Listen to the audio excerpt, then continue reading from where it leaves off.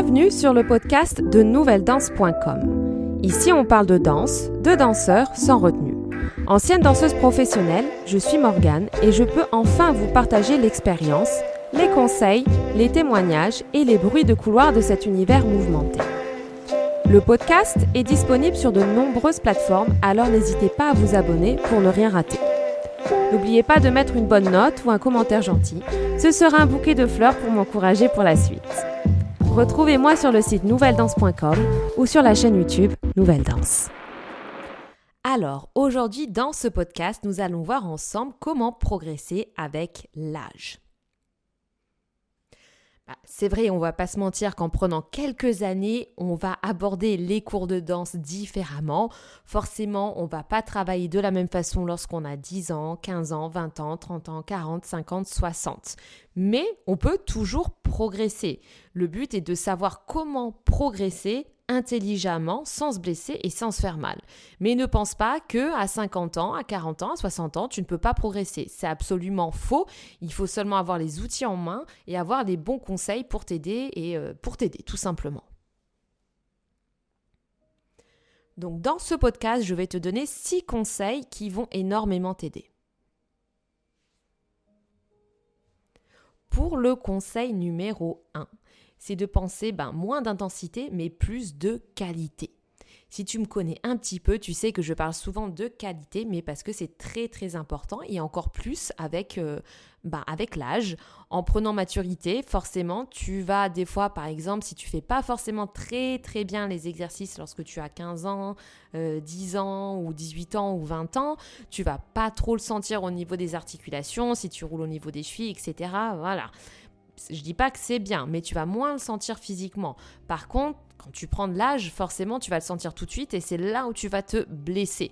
Donc, c'est important, mais déjà, dès le plus jeune âge, forcément, d'avoir ces 2 pensées qualité, ça, absolument, mais encore plus en prenant de l'âge. Ne pense pas à aller dans ton cours de danse et à forcément transpirer pour transpirer. Transpirer, c'est bien, mais c'est pas parce que tu as transpiré que tu as bien travaillé. Il faut toujours penser à la qualité. Donc des fois, mets un petit peu moins d'intensité. Pense pas forcément à faire 10 000 sauts et à transpirer à fond, mais pense vraiment à aborder ton cours de danse en pensant propreté et qualité. Et c'est comme ça que tu vas continuer justement à progresser tout le temps. En conseil numéro 2, c'est avoir envie de bouger plutôt que de s'imposer de bouger. Alors là, je ne parle pas bien sûr pour ceux qui veulent devenir professionnels, parce que quand on veut devenir danseur, danseuse professionnelle, on est obligé d'en faire tous les jours et de faire beaucoup d'heures par jour parce que ça va devenir notre profession et que c'est comme ça, c'est notre travail, c'est comme pour aller au bureau, se lever le matin, aller dans les bureaux, revenir, c'est normal. Par contre, si ça reste un hobby, une passion, même un loisir, il ne faut pas que tu te dises ok, il faut que j'y aille, il faut que je m'impose. Alors c'est bien de se mettre quand même une certaine routine, bien sûr, de se dire ok, j'y vais 3 fois par semaine ou 2 fois ou 4 fois ou 5 fois, je ne sais pas, en fonction de ton planning, en fonction de tes envies, mais il faut que ça reste un plaisir. Si ça commence à être seulement imposé en se disant j'y vais pour y aller, il n'y a aucune utilité, ça va plus devenir une passion, ça va plus devenir un loisir et tu vas arrêter au bout d'un moment et après tu feras plus rien.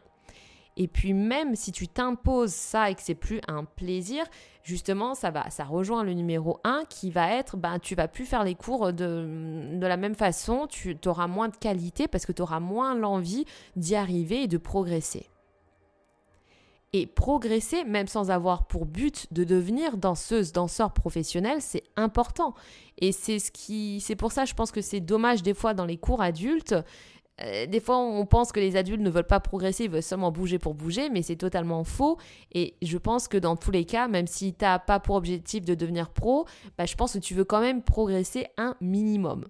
Donc c'est pour ça que s'imposer une routine, c'est bien, mais il ne faut pas que non plus que tu t'imposes, que ce soit plus une envie en fait. Il faut toujours que ça reste cette petite envie, ce plaisir d'aller prendre ton cours de danse. Et puis des fois, c'est bien de faire des petites pauses.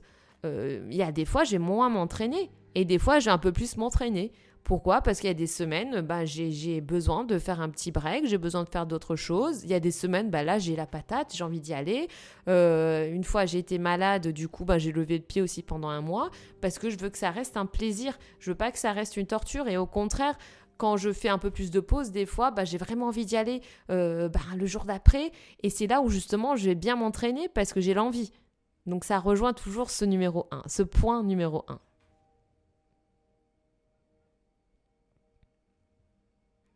En troisième conseil, c'est d'alterner les entraînements. C'est vraiment important et encore plus en prenant de l'âge justement. Pour progresser en prenant de l'âge, il faut changer un petit peu ses entraînements. Pour moi en tout cas, je l'ai déjà dit dans certains podcasts, que enchaîner par exemple 2 cours de danse classique, ça n'a aucun intérêt, d'accord ? Donc c'est bien de faire ton cours de danse classique, mais de faire d'autres choses à côté. Tu as des cours de barre au sol, barre à terre, tu as du pilates, tu as des cours de renforcement, tu peux faire du crossfit, tu peux faire un peu de run, de la course, courir, de la natation si t'aimes. Fais aussi d'autres choses, travaille d'autres chaînes musculaires, c'est ce qui va t'aider justement dans ta progression. C'est vrai qu'en étant plus jeune, je faisais beaucoup de classiques. C'est bien. Alors, c'est bien forcément parce que si tu veux devenir pro aussi, c'est bien, et même sans devenir pro.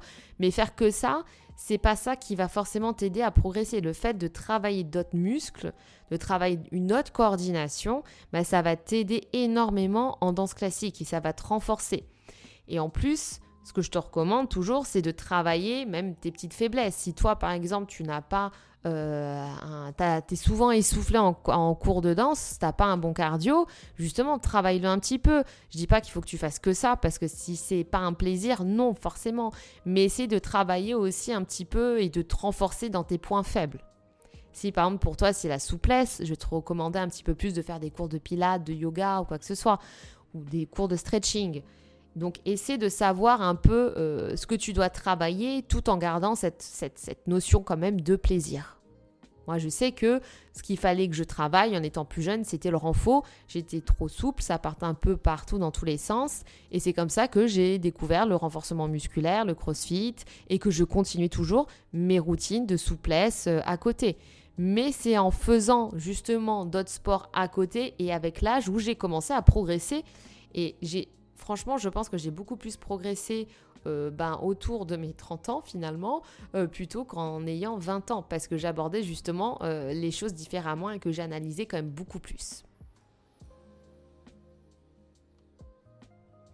En quatrième conseil, ne pas compter les heures de danse. Et ça rejoint tous les autres points aussi. Pourquoi ne pas compter les heures de danse ? Comme je t'ai dit, c'est bien de te mettre une routine, mais compter pour compter et te dire « Ok, je dois faire 8 heures, 10 heures, 3 heures de cours de danse par semaine. » Ok, c'est bien, c'est un objectif, mais comment tu fais tes cours de danse ? Donc, ne compte pas. Et si je le dis, c'est parce que j'ai beaucoup entendu ça en disant « Oui, mais je fais 6 heures, 7 heures, 10 heures de cours de danse par semaine. » Les heures de danse, c'est bien, mais il n'y a pas que ça. C'est comment tu fais tes heures de danse, comment tu es pendant ton cours de danse, est-ce que tu es vraiment focalisé pendant ton cours de danse ou pas du tout.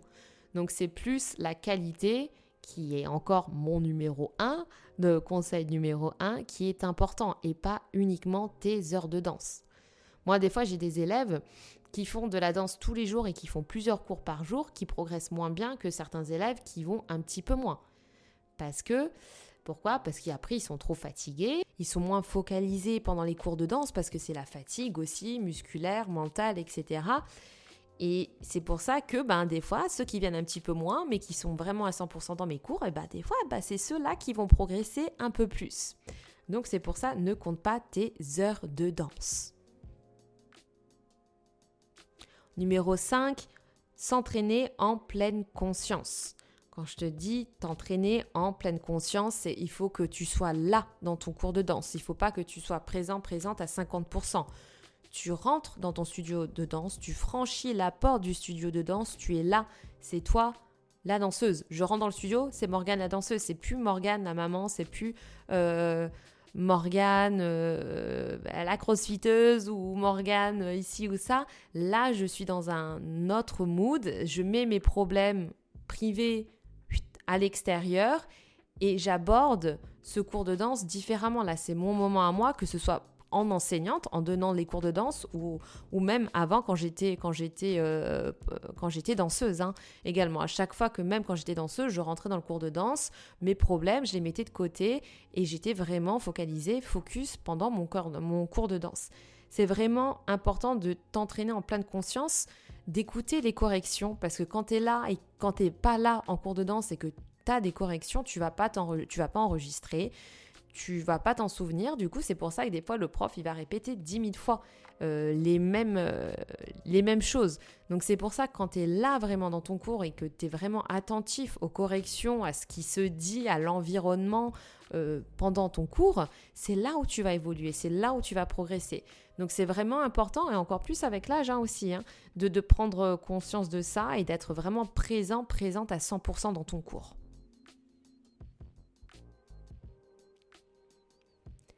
Et mon dernier conseil numéro 6, c'est surtout d'avoir une alimentation équilibrée avec un repos adapté.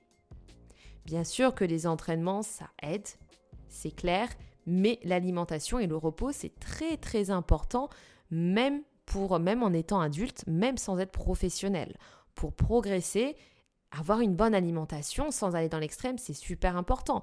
Alors, il y en a qui vont avoir, par exemple, des fois on me demande, oui, est-ce que c'est bon si je fais, par exemple, 90% d'alimentation stricte et 10% de plaisir ou quoi que ce soit. Ça, c'est propre à chacun, à chacune. Moi, je ne suis pas du tout pour les régimes. Je suis plus pour avoir une bonne hygiène de vie. Alors, par exemple, pour moi, je vais avoir, 70%, on va dire, de vraiment, entre guillemets, strict. Mais j'aime pas dire ce mot strict. C'est plus, faire attention, mais je mange les choses que j'aime. C'est-à-dire, je ne vais pas sur Google et dire qu'est-ce qu'il faut que je mange. Par exemple, je suis plus salée que sucrée. Donc, pour moi, je me fais beaucoup plus de plaisir en mangeant du salé, en faisant voilà. Et donc, il faut quand même s'écouter. Et par contre, je garde toujours, par exemple, ces 30%, on va dire, de plaisir, mais journalier, on va dire, c'est pas, je me dis pas, ok, le dimanche, je mange n'importe quoi parce que pendant 6 jours, c'était super strict. Ça, je pense que c'est pas forcément bon, mais comme je dis, après, c'est propre à chacun. Pour d'autres personnes, ça va fonctionner, Donc, moi, j'aime bien plutôt bien manger, me faire des bons repas et de temps en temps dans la journée, des fois ça peut être le mercredi, le vendredi. Par exemple, j'étais invitée au restaurant il y a 2 jours, je me suis fait plaisir. Le dimanche dernier, là c'était période Noël, donc c'était un peu plus plaisir. Mais même il y a d'autres jours, des fois le week-end, je me fais plaisir, je vais sortir, je vais me prendre quelques verres de vin, je vais prendre un petit dessert ou quoi que ce soit. Donc j'essaie quand même d'alterner entre une alimentation équilibrée, on va dire ça, plutôt que stricte, et toujours garder quelques pourcentages de plaisir. Donc c'est important aussi de se faire plaisir. Mais ça, je peux le faire aussi parce que j'ai conscience maintenant et j'ai notion d'avoir une bonne alimentation. Je sais ce que c'est, je me suis, avec les années, puis j'ai fait quelques études aussi sur ça. Donc, je sais ce qui fonctionne sur moi, l'alimentation qui fonctionne sur moi et ce qui ne fonctionne pas. Quand on ne sait pas, quand on n'a aucune notion par rapport à l'alimentation, il ne faut pas demander à un tel ou un tel, il faut aller voir un professionnel. Il faut aller voir un nutritionniste, une diététicienne. Il ne faut pas se lancer comme ça à l'aveugle, aller sur Google et se dire « Ok, je vais manger comme ça ». Et c'est pour ça que même moi, je ne vais pas te dire ce que je mange, pas parce que j'ai pas envie, mais c'est parce que j'ai pas envie que tu fasses la même chose. Parce que peut-être que mon alimentation ne sera pas adaptée avec tes besoins, avec tes besoins. Et puis moi, comme je t'ai dit, j'ai un goût salé. Peut-être que toi, ton goût, tes plaisirs, ça va être plus du sucré. Donc, il faut que tu gardes aussi ta notion de plaisir qui est peut-être plus sucrée que la mienne aussi. Donc, quand on ne sait pas, on se dirige toujours à un professionnel et comme ça nous aide et ça nous permet d'avoir une bonne hygiène de vie. Et le repos, quand je parle de repos adapté, c'est qu'il faut quand même se reposer. C'est important de faire toujours un petit break parce que tes muscles, ils ont besoin de se reconstruire aussi. C'est en se reposant justement que tes muscles vont pouvoir se reconstruire et que tu vas pouvoir progresser. Et encore plus avec l'âge. Des fois, avec l'âge, on se dit « Non, c'est bon, j'y vais, je fais pas de repos. » Il faut toujours bien se reposer. Moi, la plupart du temps, le mercredi, je ne m'entraîne pas. C'est-à-dire, je m'entraîne le lundi et le mardi. Mercredi, je ne m'entraîne pas. Bon, je donne des cours de danse, bien sûr, le mercredi après-midi, mais je ne fais pas mon entraînement personnel. Et le jeudi et le vendredi, je m'entraîne. Et le week-end, je ne fais pas d'entraînement, mis à part, comme j'ai dit en début de ce podcast, si j'ai vraiment la patate une semaine, je peux m'entraîner 5 fois. Mais la plupart du temps, je garde mes 4 entraînements. Et quand je sens vraiment que ça va bien, et que je suis en pleine forme, je vais m'entraîner 5 fois, ou des fois je vais me faire une grosse rando aussi le week-end, c'est pas facile, des fois je vais courir aussi, donc j'alterne un petit peu, et vice-versa. Quand je suis trop fatiguée, il y a 1 mois et demi, oui c'est ça, c'était fin novembre, j'ai chopé le Covid, et je l'ai vraiment... ça m'a vraiment retourné. Pour le coup, j'ai fait 2 semaines rien parce que j'étais vraiment pas bien, j'étais sous antibiotiques, etc. Donc j'ai rien fait pendant 2 semaines, et les 2 semaines qui ont suivi, j'ai pas pu faire des gros entraînements. La semaine d'après, j'avais fait 2 entraînements, et la dernière semaine, j'avais fait 3 entraînements. Parce que je ne pouvais pas, parce que je sentais que mon corps avait besoin d'y aller mollo, tranquillement. J'avais du mal à mon corps, mes muscles étaient engourdis, j'étais fatiguée encore. Donc il faut quand même s'écouter et pas aller au-delà de ses limites. Donc pour résumer tous ces conseils, en numéro 1, moins d'intensité mais plus de qualité. En conseil numéro 2, avoir envie de bouger plutôt que de s'imposer de bouger. En conseil numéro 3, alterner les entraînements. En 4e conseil, ne pas compter tes heures de danse. Conseil numéro 5, s'entraîner en pleine conscience. Et enfin, pour le dernier conseil, l'alimentation. Avoir une alimentation équilibrée avec un repos adapté. Et je le répète encore, quand tu ne sais pas aussi bien faire, par exemple, combien d'heures de danse faire, combien de cours faire, l'alimentation, etc., dirige-toi toujours vers un professionnel, un professeur de danse, une nutritionniste, un diététicien, peu importe, mais dirige-toi toujours vers des professionnels. Je te rappelle seulement que c'est le dernier jour où tu as maximum jusqu'à demain pour t'inscrire pour le 2e trimestre. Il reste encore 2-3 places, mais pas plus.